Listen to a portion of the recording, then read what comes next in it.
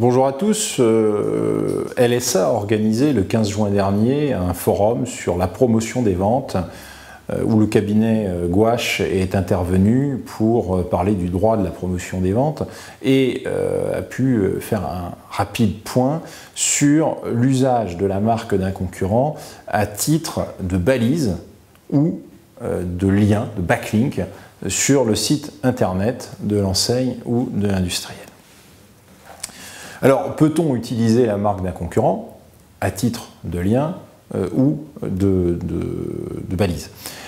La Cour d'appel de Paris, dans un arrêt du 19 mars 2014, rappelle qu'il peut exister des actes de contrefaçon de marque dès lors qu'il existe un usage de la marque du concurrent dans la vie des affaires qui peut porter atteinte à la fonction essentielle de la marque, c'est-à-dire sa fonction de définition de la provenance des produits ou des services. Cette utilisation créerait un risque de confusion dans l'esprit du consommateur. Alors, l'usage relève de la vie des affaires dès lors qu'il se situe dans un contexte d'activité commerciale visant à l'obtention d'un avantage économique et non dans le domaine privé. La Cour d'appel de Paris donc, adopte ici une conception tout à fait large de cette activité commerciale et considère que l'insertion d'une marque à titre de balise est susceptible de constituer donc, une utilisation d'un signe distinctif dans le but de capter un trafic sur un site internet concurrent. Cet acte d'usage peut être contrefacteur, même si le signe n'est pas visible pour l'internaute selon la Cour.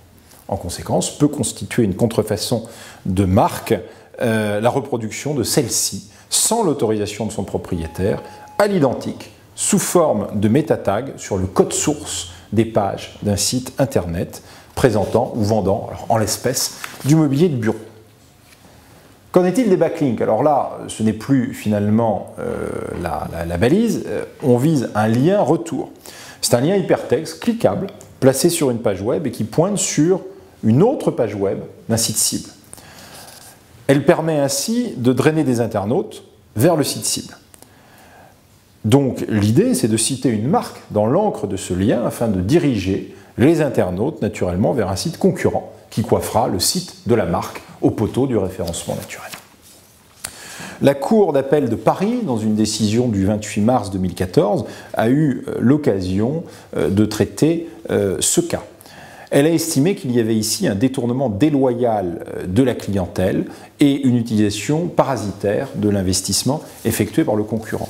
En revanche, elle a estimé qu'il n'y avait pas de contrefaçon de produit en l'absence d'usage à titre de marque, dans la mesure où il ne désignait pas ici des produits ou des services, mais qu'il était utilisé simplement pour faire apparaître un lien promotionnel dans les résultats envers un site qui n'est qu'un site de présentation de la société et ne permet pas la vente en ligne. Il n'y avait pas non plus ici de risque de confusion, car les liens sont pour l'essentiel invisibles. Alors là, on note une certaine contradiction apparente avec la jurisprudence relative aux balises. Et donc, c'est sur le fondement de la concurrence déloyale que la Cour d'appel de Paris est entrée en voie de condamnation.